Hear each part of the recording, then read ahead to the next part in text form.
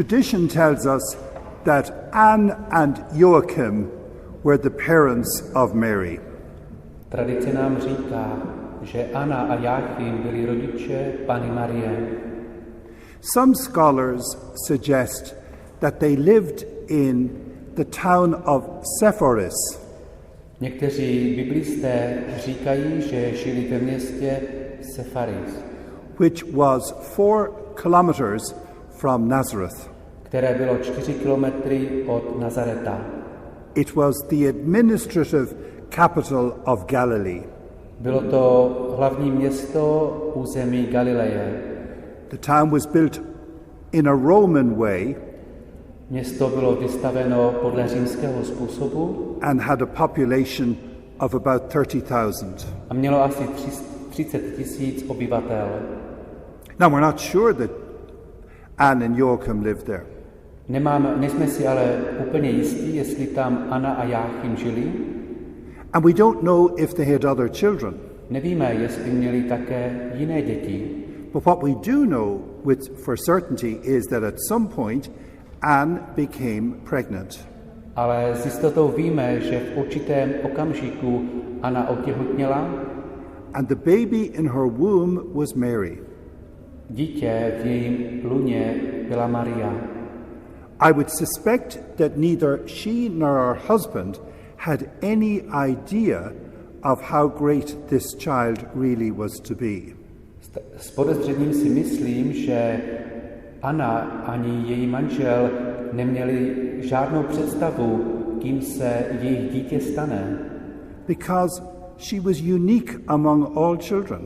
Byla jedinečnou mezi všemi dětmi. By a special grace of God, she was born without original sin. Díky zvláštní boží milosti se narodila bez dědičného hříchu. Furthermore, her little body was going to be the tabernacle of the Messiah. A ještě k tomu její mladé tělo se mělo stát svatostánkem Mesiáše, And the Son of God. synem Božím. In due course, Mary was pushed down through Anne's birth canal. Když nastal čas, Anna porodila malou Marii And was born into our world. a přišla do našeho světa. And it's that mystery that we remember today. Právě dnes si připomínáme toto tajemství. The birth of Mary. Narození Panny Marie. This extraordinary girl was being revealed to the world. Tato mimořádná dívka, žena, se zjevuje světu. Though I suspect at the beginning no one had any idea of how great she really was. Ale myslím si, že na začátku nikdo neměl vůbec žádnou představu, jak je významná. When I was praying about today's feast, Když jsem se dnes modlil a myslel jsem na dnešní svátek, I did a little imaginative exercise. udělal jsem si takové cvičení představivosti.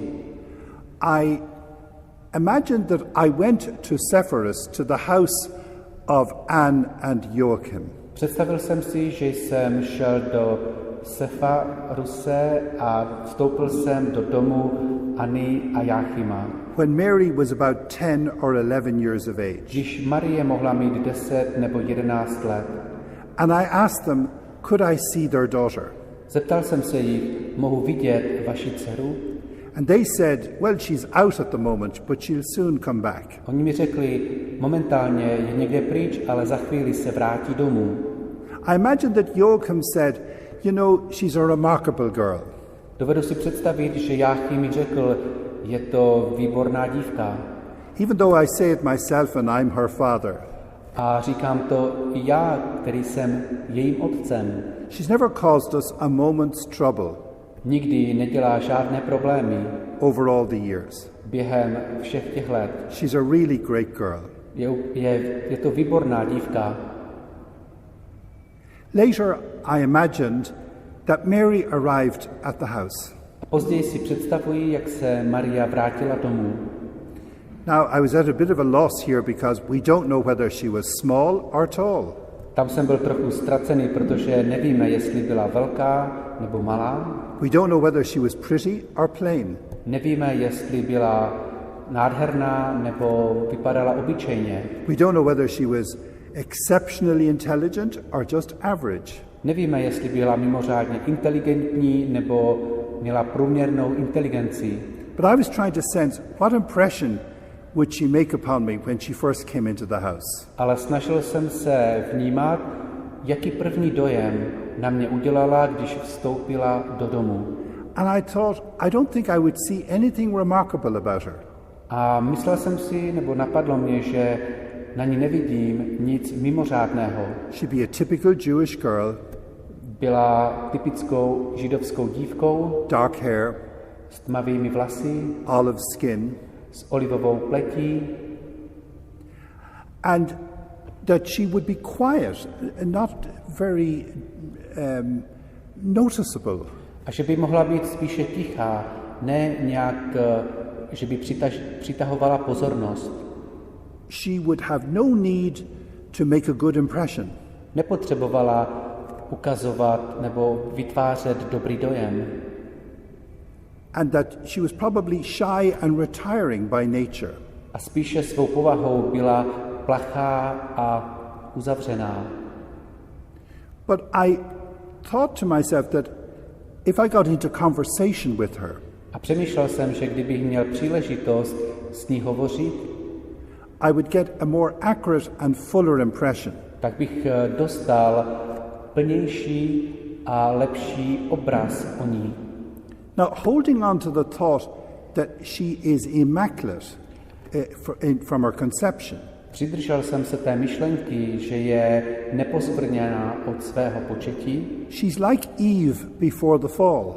tak je jako Eva před svým pádem. There's perfect harmony in her nature.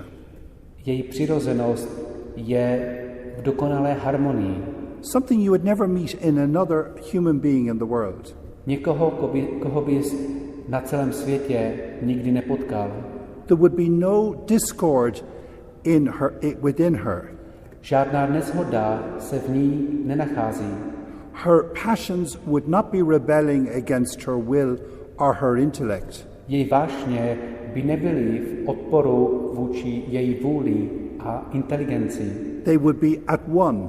Byly by všechny ty věci byly sjednocené. And lovingly submitted to the will of God. A byla by s láskou by se podřizovala Boží vůli.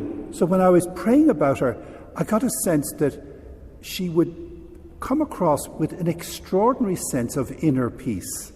Když jsem se takhle o ní modlil, tak jsem najednou měl pocit, že by ke mně přišla a měla v sobě hluboký vnitřní pokoj. To the point that it would be disconcerting. Až do takové intenzity, že by mě to znepokojovalo. That you would get a sense of a child who is tremendously centered. Že byste měli pocit dítěte, které je zaměřeno nebo které je soustředěné. Without any affectation, do you understand? Bez jakýkoliv afektů. I also thought to myself that because she was without original sin, A taky jsem přemýšlel, protože je bez dědičného hříchu, that her innermost self was open to God in a way that no other human being would be open to God. tak její nejvnitřnější podstata, jádro jejího bytí je natolik otevřené Bohu, že žádný jiný člověk není tak otevřený. That she would have a spontaneous and continuous sense of connection with the mystery of God. Že by měla spontánní, ale neustále spojení s božími tajemstvími. And that her whole sense of self was anchored in her awareness of God. A že její vědomí sama sebe je zakotvené v přítomnosti Boha. And as I reflected on this, I had the thought that joy was welling up from the core of her being all the time. Když jsem o tom uvažoval, měl jsem pocit, že z hloubi jejího bytí neustále tryská hluboká radost. That it was the joy of the Lord. A vlastně to byla radost Boží.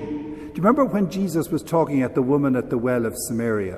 Připomeňme si, když Ježíš hovořil s ženou u studny v Samaří. He spoke about waters welling up from within the core of our being. Hovořil o vodě, která pramení z našeho bytí. Those waters were welling up within Mary all the time. A tyto vody pramenily z Marie neustále. Waters of joy. Vody radosti.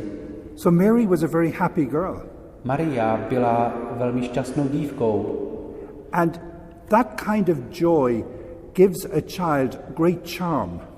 A taková radost dává dítěti velký půvab. Almost a radiance. Skoro jako vyzařování. Because it's a form of inner energy. Protože je to forma vnitřní energie. It's actually the energy of the Spirit. Je to energie Ducha Svatého. Mary had all the charm of grace. Maria měla veškerý půvab milosti. So I think she would have had an extraordinarily attractive personality. Myslím si, že by mohla mít mimořádně přitažlivou osobnost. Another thing that struck me about her was she was devoid of any sense of self-absorption. A další věc, která mě zarazila nebo upozornila, že byla bez jakékoliv známky sebestřednosti.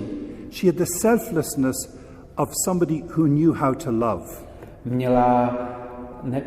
Byla bez jakého sobectví někdo, kdo uměl a věděl, jak milovat. And that as a result, she would have had all those contemplative qualities that we were talking about this afternoon. A výsledkem toho bylo, že měla všechny kontemplativní kvality, o kterých jsme dnes odpoledne hovořili. That if you spoke to her, she would pay complete attention to what you were saying. Kdybyste s ní hovořili, věnovala by vám plnou pozornost tomu, co hovoříte. As if you were the only person in the world. Jako kdybyste byl jediným člověkem na celém světě.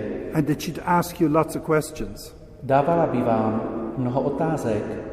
That she'd be a bit like her son when he was up in the temple talking to the wise men. A podobala by se svému synovi, který v chrámě hovořil s mudrci. That like him, she would listen to you and ask you questions. A jako on by vám naslouchala a kladla by vám otázky. And when I was reflecting on her, I had a sense that although she would be perfectly charming as a girl of 11, když jsem o ní uvažoval, měl jsem pocit, že i když by byla velmi půvabná dívka v 11 letech, that there would be something mysterious about her. Tak by ji obklopovalo určité tajemství, that would be very hard to put your finger on. Na které bychom těžko vyjádřili. Because there would be a depth in her inner life that you would never have come across in anyone else. Protože by si v ní spozoroval hloubku života, kterou bys nenašel u žádného jiného člověka. And this depth would be her awareness of the mystery of God. Tato hloubka by bylo její vědomí tajemstvích Boží, which was within her own soul. Které spočívaly v její vlastní duši. I must say, when I was praying like this, musím říct, že když jsem se takovým způsobem modlil, I had a growing sense of how lovable she must have been. Měl jsem narůstající pocit, že musela být velmi oblíbenou osobou. We have a saying in English, I'd love to take you home. Máme takové řečení v angličtině, rád bych si tě vzal domů. And I think after talking to Mary for an hour, you'd say, God, I'd love to bring that girl home. A myslím si, že kdybych se s Marií bavil asi hodinu, tak bych si ji rád vzal domů. She's absolutely delightful. Protože je naprosto půvabná. She's a tonic. She's like good medicine. Je jako dobrý lék.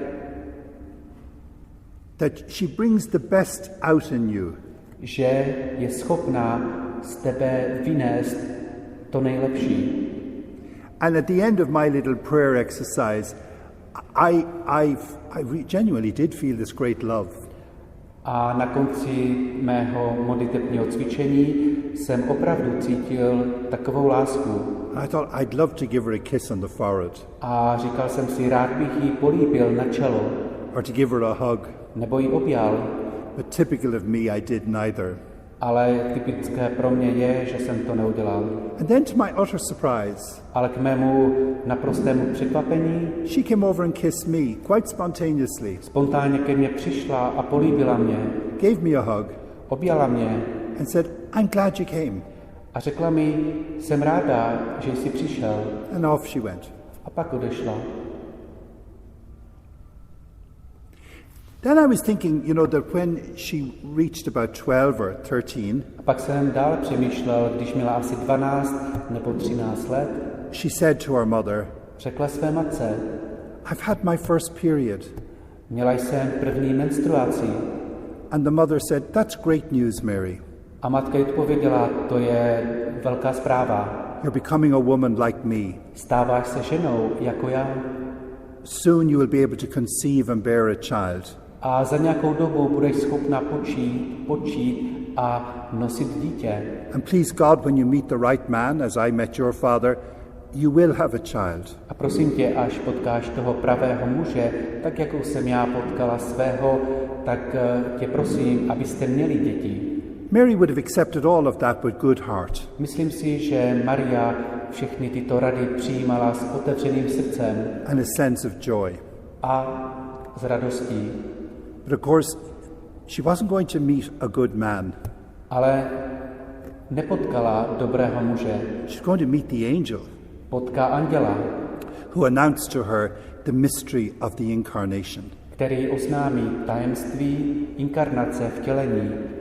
And just as she had been a remarkable child in the womb of her mother, A tak jako byla nádherným dítětem v lůně své vlastní matky, her womb would now become the tabernacle for an even more remarkable child. její lůno se teď stává svatostánkem pro ještě nádhernější, význačnější dítě. In his human nature, he was like her, immaculate. Ve své přirozenosti byl jako ona, neposkvrněný, And without sin. bez hříchu. But unlike her, Ale na rozdíl od ní he had a divine nature. měl boží přirozenost. And the mystery was that he through whom everything was created A tajemství spočívalo v tom, že právě skrze něho všechno bylo stvořeno, including Mary, včetně Marie. was now the growing baby in her womb. A on jako dítě roste v jejím lůně. Mystery of mysteries. Tajemství tajemství. He emptied himself On sám se vyprázdnil of divine glory od boží slávy and became resident in the womb of Mary. a přebýval v lůně Marie. And there he grew A tam rostl in secret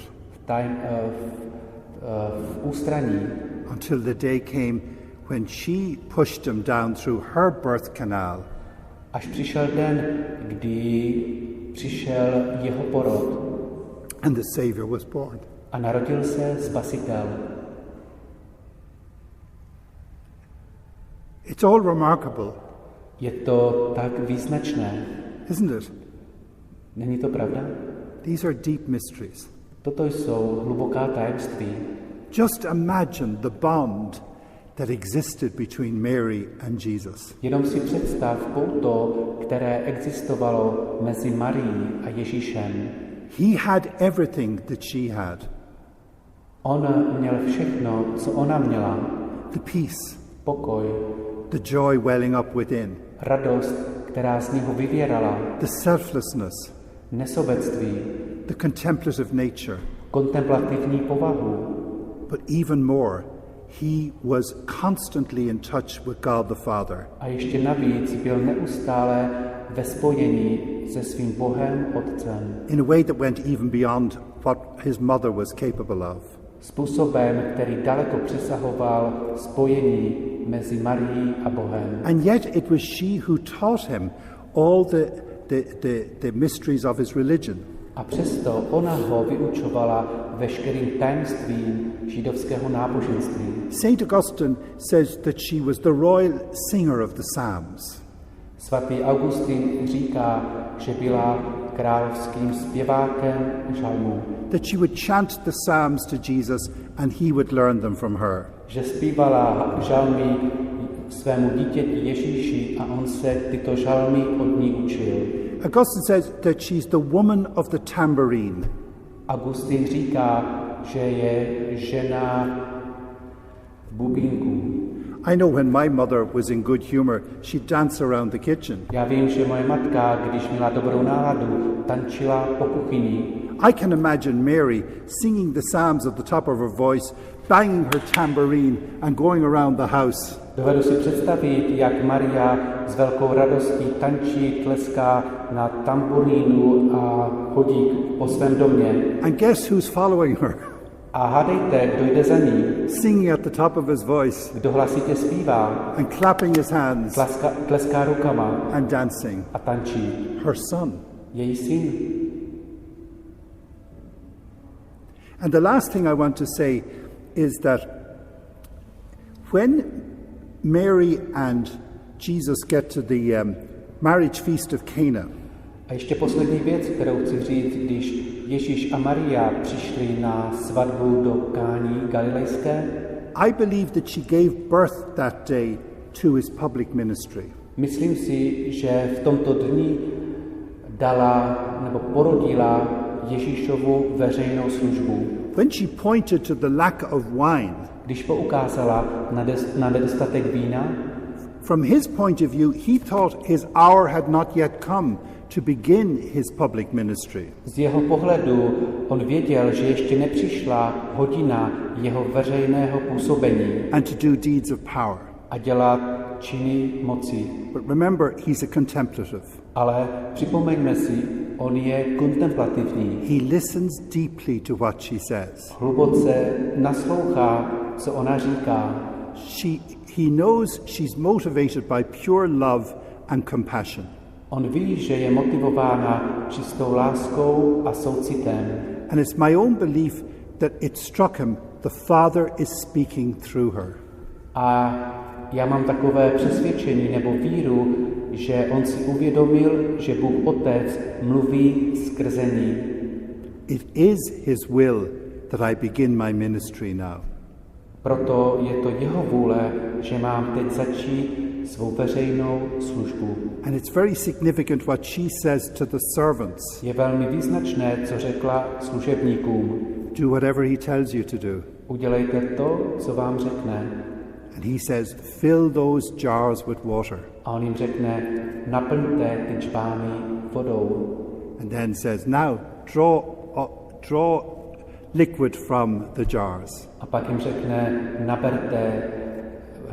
naberte z čbánu ten nápoj. And it was pure wine. Bylo to čisté víno. He had performed his first sign. Udělal první znamení. His ministry has begun. A jeho služba začala. So Mary enabled Jesus to be conceived in her womb by saying, be it done unto me according to thy word. Maria dovolila, aby Ježíš byl počat v jejím lůně, když řekla, ať se mi stane podle tvého slova. And she enabled his public ministry to begin by saying, be it done according to his word. A uschopnila též začátek jeho veřejné služby, když řekla, ať se stane podle jeho slov. So today we rejoice that Mary was born. Dnes se radujeme z narození Marie. Literally the greatest person who has ever lived. Doslovně ona je největší osobou, která kdy na této zemi žila. You know, theologians have asked, why did the angels rebel in heaven? Teologové si položili otázku, proč andělé učinili vzpouru na nebi. Did you ever wonder about that? What occasioned their rebellion? Uvažovali jste někdy nad tím, při jaké příležitosti se andělé vzbouřili? Theologians have suggested Teologové navrhují, that God revealed to the angels že Bůh zjevil andělům, that Mary would be conceived immaculate. že Maria bude počatá jako neposkvrněná, that she would be the mother of God, že bude matkou Boží and that she would be queen of heaven, higher than any of the angels. a stane se královnou nebe a bude výš než jakýkoliv anděl. And they said, no way. A oni řekli, v žádném případě. No human being will be higher than us. Žádný člověk nebude výš než my. And God said, she will be. Ale Bůh řekl, ona bude. And she was. A tak se stalo. And she is. A ona je. And ever will be. A vždycky bude.